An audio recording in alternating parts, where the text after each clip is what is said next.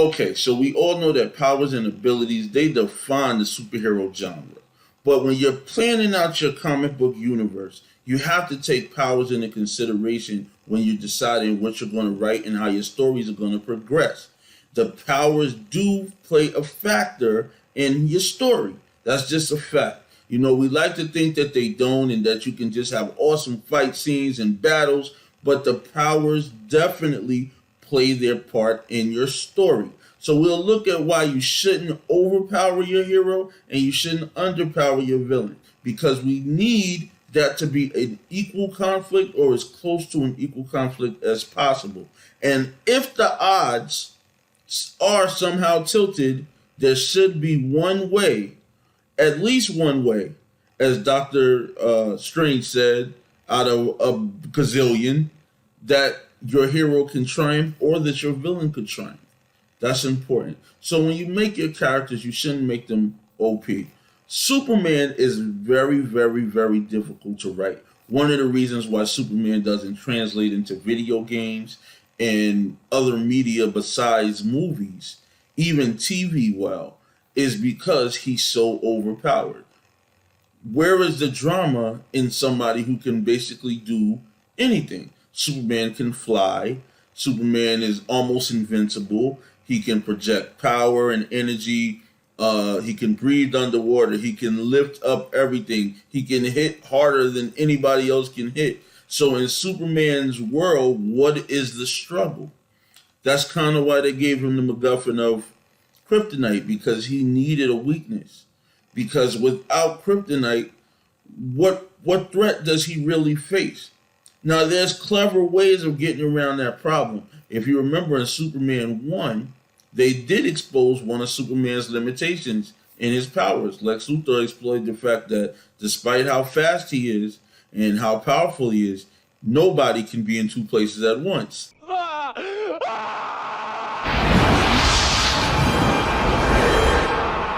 So he literally gave him the option of being here or there. You can't save everybody. Of course, they had to fix that movie writing by giving him the ridiculous ability of being able to wind back time to do both. But that's still clever writing, even if it was, yeah. But you have to be careful when you make your characters too powerful. Now, the first character that I introduced in the Ikonic universe was my character Brawn. Brawn is very much like Superman in that he's super strong, nearly invincible, super fast. You know, basically he's a Superman, a legit powerhouse, but he's not invulnerable. It's very important to me that he's not invulnerable, and I wanted him to be able to face people who could pose a challenge to him. So when you're creating your superhero characters, don't just think about what you want him to be. You know, this is the generation where everyone wants to see Super Saiyans defeat everybody.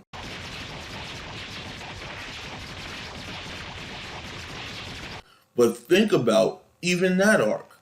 And I'm not a DBZ fan. I know that's going to make some people mad, but I'm not. But if you think about even the way DBZ does it, the villain always outmatches the hero. The hero has to pull down deep and pull up some amazing power that's hard to tap in order to win, i.e. go Super Saiyan. And then what happens? Now the level's up here, so now you have someone going Super Duper Saiyan and so on and so on. It has to be an ability and an obstacle for your hero to overcome. And your hero has to be an obstacle for your villain to overcome. Now, when it comes to overpowered villains, that's also a problem. You know, my favorite comic book villain of all time is Darkseid. Darkseid was initially way too powerful to ever battle the likes of a Superman. Darkseid is a god. So if you look at Superman the animated series, when Superman first encountered Darkseid, he was so overmatched. There was no way Superman was going to win that fight. He did, but he had to use Darkseid's own abilities against him. But over time, when it became obvious, even in the animated DC universe, that there was no match for Superman and that Darkseid was way too powerful to fight Superman, Darkseid's powers came down and Superman's powers came down. so that they both, although higher than everyone else, were on the same level. And it was a level of where they were both vulnerable. That's what made it interesting. So those two could go toe to toe, and you really had the sense of you didn't know who's going to win. Who's going to come out on top? Is Darkseid going to be Superman? Is Superman going to be Darkseid? And it could have gone either way every time. And that's what made it compelling.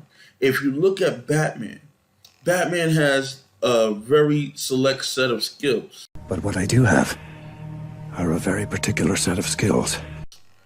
But so do his enemies. Although he's crazy, the Joker is just as dangerous a tactician as Batman is, if not worse, because he has manpower. Batman doesn't. Joker's a nut, but he's not stupid. He's also a chemistry expert. If you look at all of Batman's enemies, they carry, even though Batman doesn't necessarily face villains with superpowers, the ones he does face with superpowers pose a serious threat to him. Batman could lose to Croc very easily. And if you remember in the first Arkham game, that was a one-hitter-quitter fight. Batman was, he had to luckily avoid Croc rather than fight him head on. Batman's not as strong as Bane. Bane broke Batman's back. And if you remember in the Dark Knight Rises movie, Bane clearly beat Batman. Mr. Freeze has actual abilities. They're technologically created, but he still has the abilities. Batman can't survive in the cold like Freeze can. Freeze, on the other hand, can't survive in heat. You see, it's they play off of each other. So it's very important that you do that. When I created a magical character named the Resurgence has the powers of a supernatural demon and knowledge of mystical energies and spells. But so does his enemy. And his enemy, Silas Reth, his primary foe, has an army of shadows and a secret organization and one of the worst evil demons backing him.